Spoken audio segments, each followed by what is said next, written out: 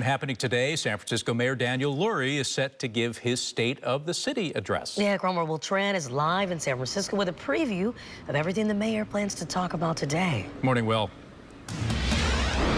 He's going to talk about his accomplishments, as most politicians do.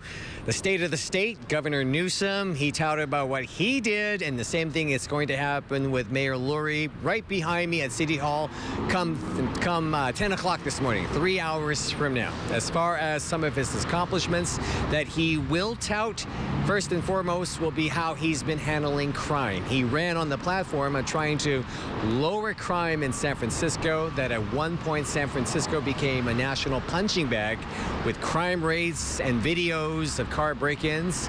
He will say that in his first year in office that car thefts have dropped around 44%, that crime has lowered as well, around 25%, not to mention businesses, it appears, coming back to San Francisco. Now, for years, we have been covering the exodus of businesses, especially ones in Union Square. He says he's bringing business back to San Francisco, which of course means tax dollars.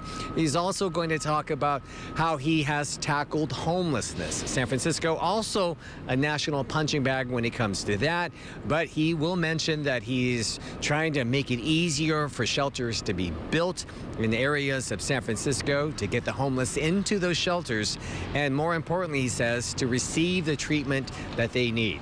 It appears that San Francisco's, they like what he is doing, because a poll back in July said that 73% of San Franciscans like the job that Mayor Lurie is doing.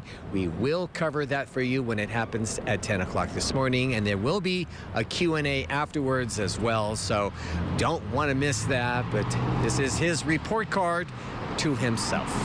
Back to you. All right, we'll see what grade he gives. I think we all know. Thank you, Will.